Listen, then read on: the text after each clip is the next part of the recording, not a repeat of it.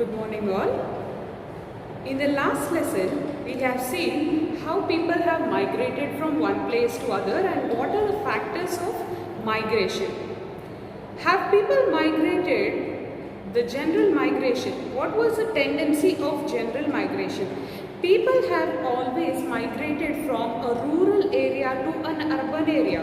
Rural area in the sense where people had less comforts to where people have had more comforts, right? So this process of moving from where people are having less comforts to where people are having more comforts, or where it is more urbanized, from a rural area to a town or city.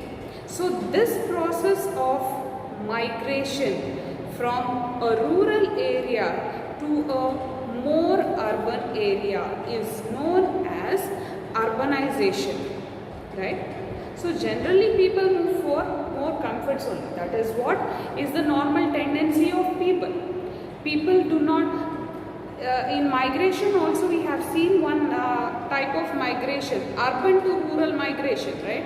So urban to rural migration is abnormal situation of migration. So people do not move to that kind of migration, isn't it?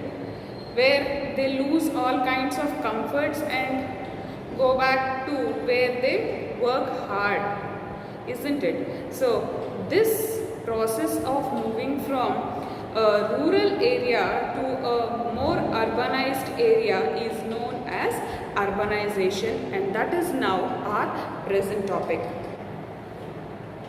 Urbanization has been taking place from a very long period, almost from more than 200 years of time. So this urbanization, like, it has three major reasons, like what we have discussed in the last lesson. One is industrial revolution. Second one, establishment of colonial rule, that is the British rule. Most of the areas are taken up by the British people. So establishment of British rule was the second reason why urbanization took place. Third one, democratic ideals which were put up, which were plunged in the minds of the people, right? So these were the three reasons. Previously, how the people used to be, okay, whatever they say, slave, most of the ideals were slavery ideals. Whatever they say, I have to listen. But afterwards, like democratic ideals, why I have to do this? So this kind of ideology came up and they started moving to different places, right? Second one, colonial rule. Villages were demolished. Most of the rural areas were demolished during the British rule. So that was the reason why urbanization happened very fastly. All of us know river valley civilizations, right? All of us know river valley civilizations. So most of the river valley civilizations were the centers of administration, whether it is Indus Valley or Mesopotamia or Chinese civilizations. They were the centers of power, not any villages, right? They had become the centers of power. Mohenjo-daro, Ur, all these have become the centers of power, and they have become even the centers of trade, right? So when they have become a hub for living, obviously they become urbanized. They know everything. And still more a step ahead is industrialization.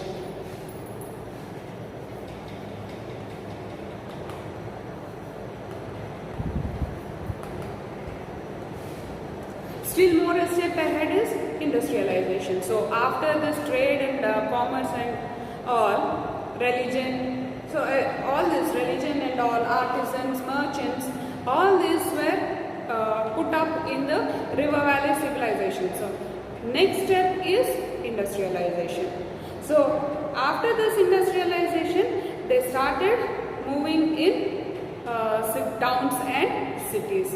Early 18th century, there were two cities. There were two cities in Britain, Leeds and Manchester. Leeds and Manchester. So people started moving to these cities. The reason is they had more and more jobs. So they started moving to these cities, and because for their jobs, the reason is for their jobs. So these cities are termed as early industrial cities. Leeds and Manchester.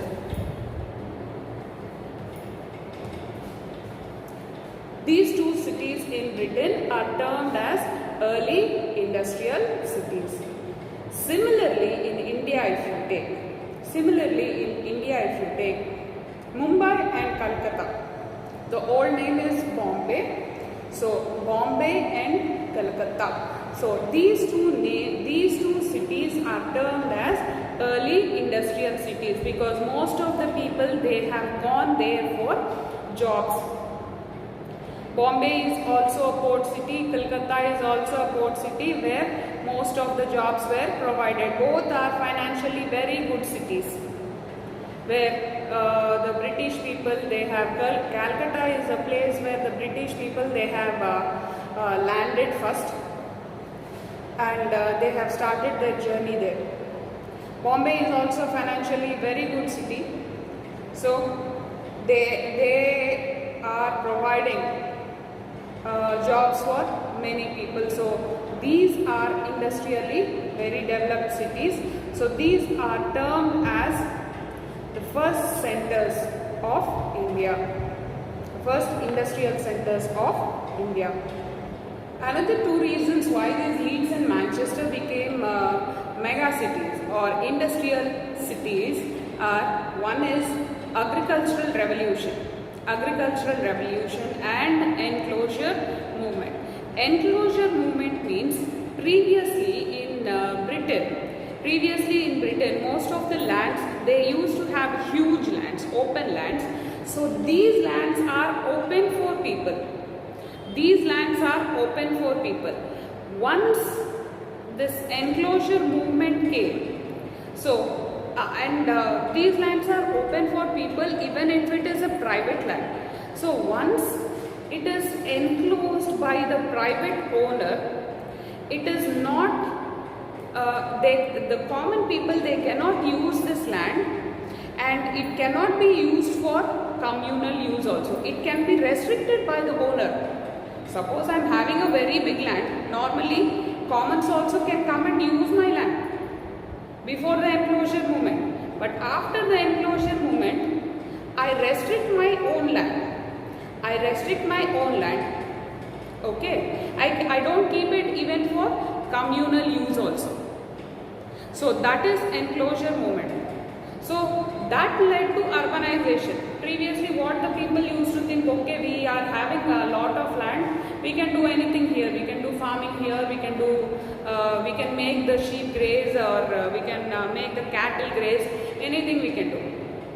But now once they have lost their living, they had to move on to different places. So they moved on to Leeds and Manchester, because these two are two mega cities at that point of time.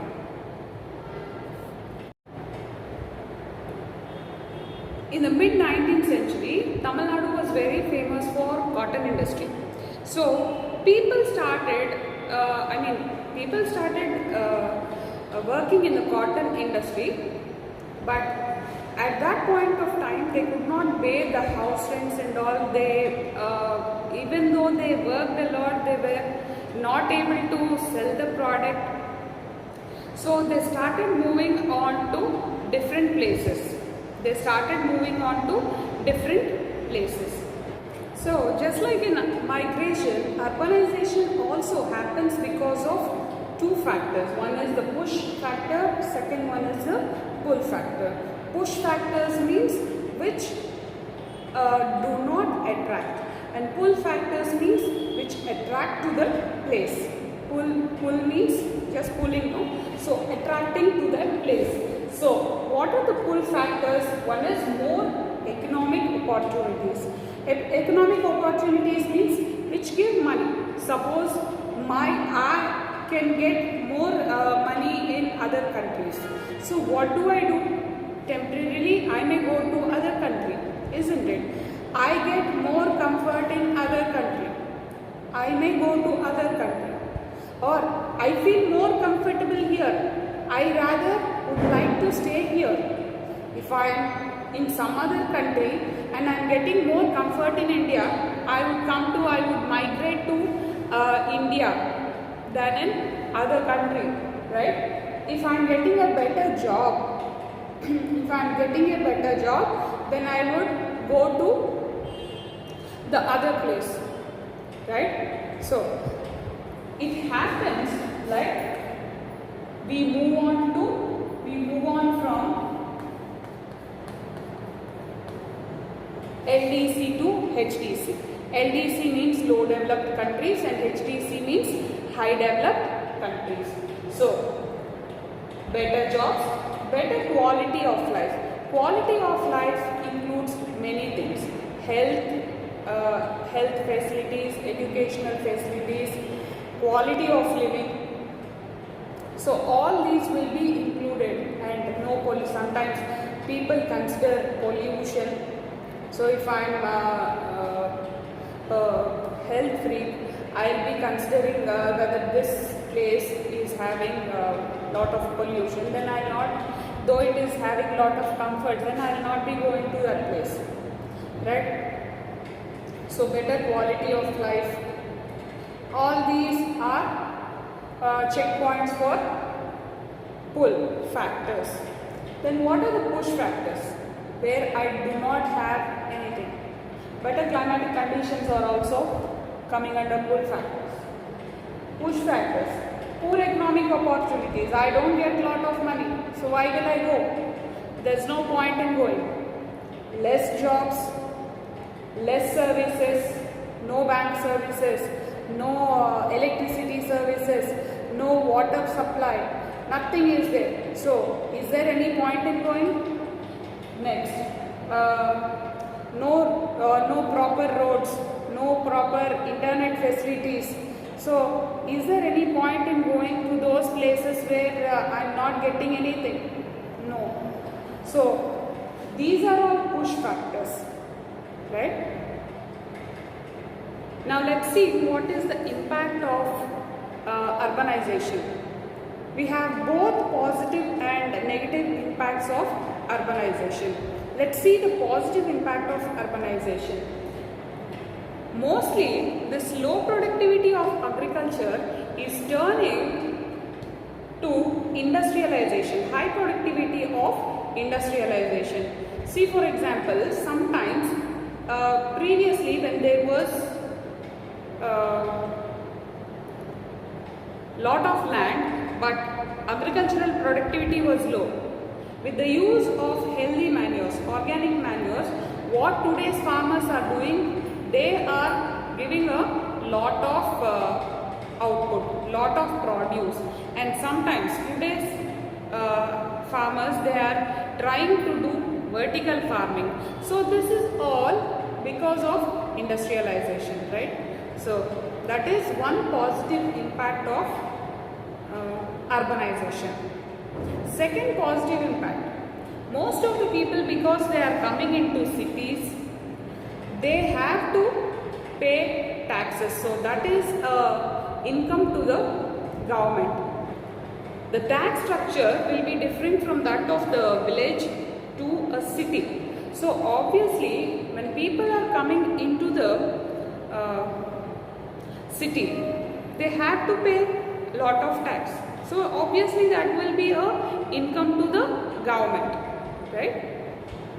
And we have seen most of the people, when they come into the cities, they get better education, better health facilities and all. In population dynamics we have seen in the 1820s and all, after 1820s people started increasing their lifespan. The reason is they had better health facilities, right? So after coming into the cities and all, they started living more because they are having better health facilities here than in the rural areas, right?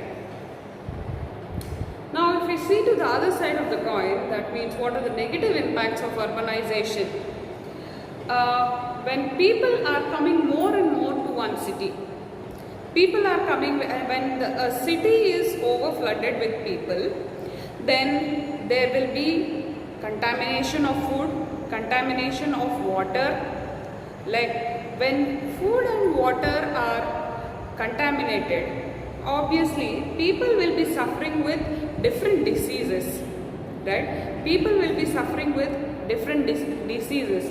See, most of the cities and slums of most of the cities will be seeing that people are suffering with so many diseases.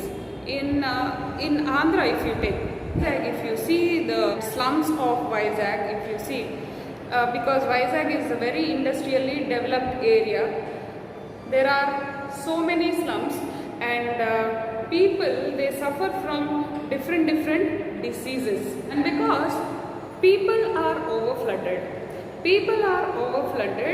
there will be a heavy pressure of water and food.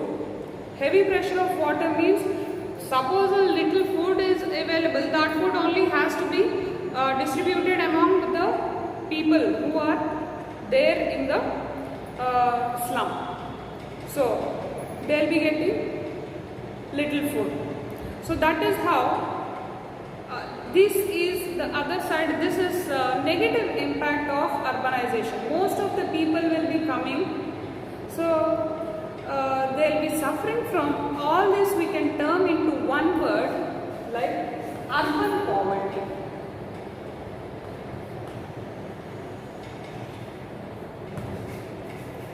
Urban poverty. Rural poverty is different because they will not be having anything, any resources and all. Here, resources are available, but people are more than the available resources. People are more than the available resources, so they will be suffering from urban poverty. So here, most of the African countries and Asian countries, they suffer a lot from this urban poverty. And most of the estimates, they say that the South Asian countries, they suffer a lot with this urban poverty and slums. So most of the slums, we see that they suffer from waterborne diseases like jaundice, typhoid, malaria. All these are waterborne diseases, and they suffer a lot from these waterborne diseases, right? Child mortality is very high in these slums, and education is very low. Education for these people is very low, and that is why most of these people, they go for violent actions and crimes. Now, as cities are growing, the problem of pollution and landfills, the garbage also is growing. So this is also one very alarming problem nowadays. Urban cities are growing, the problem of landfill also is growing. If you see places like Delhi, Delhi is having almost a landfill of very big cities like, Guntur or Vijayawada, 2 or 3 Gunturs or 2 Vijayawada. So such big landfills it is having, right? And obviously these landfills are places where we get a lot of diseases, no? Right. So people get a lot of various diseases from these landfills only if they are not properly treated. So when we think of urbanization, and when we have seen the other side of coin, we have to see the development of the cities also. So when we are decentralizing the It is very easy. So the development of satellite towns.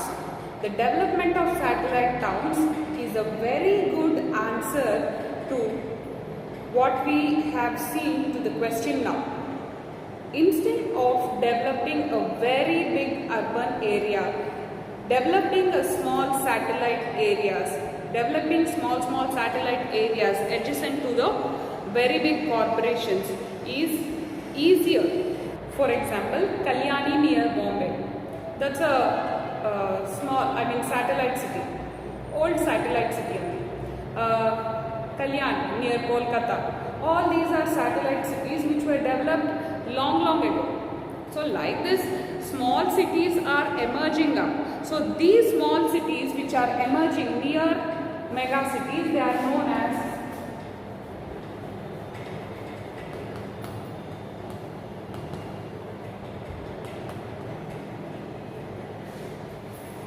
satellite cities. They are known as satellite cities. Satellite cities will be having advantages only. Like satellite cities, we can be seeing decongestion of traffic. The first thing what we can see, decongestion of traffic. Pollution will be decreased. Pollution will be decreased, and people will be enjoying a healthy living. People will be enjoying a healthy living rather than moving in a congested group. So they'll be having good road facilities and all other facilities, all other entertainment facilities and all, and there will be good appreciation in prices of real estate and all. So it will be good when satellite cities are developed, because it leads to a environmental friendly and a stress-free, pollution-less living. Now that we have seen a satellite city, the government has introduced a smart city. What is the smart city? Smart city has number of parameters other than a satellite city. Smart city has good roads, good electricity, good internet connections. So everything better than a smart city is the introduction of everything better than a satellite city is the introduction of a smart city. So people started moving on to a smart city rather than a satellite city. In India, the government has proposed 100 smart cities. Government has proposed 100 smart cities so that the people will be advantaged. So in Andhra Pradesh, Krishnapatnam is a smart city. Then Kochi is a smart city, Aurangabad is a smart city. All these are termed as smart cities. Recently, like Tirupati, Visakhapatnam, all these are termed as smart cities, right? Now, how do we term a city or a metro as a smart city? Like, it should have adequate water supply, it should have adequate electricity supply, it should have good internet connections, IoT. Internet of Things should be there. Then it should have good education, it should have good health facilities, and good governance should be there. So all these are parameters for a smart city.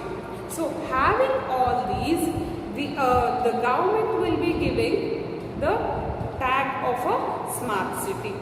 So we can definitely term that a smart city is more urbanized than the normal cities, the normal towns and cities, right?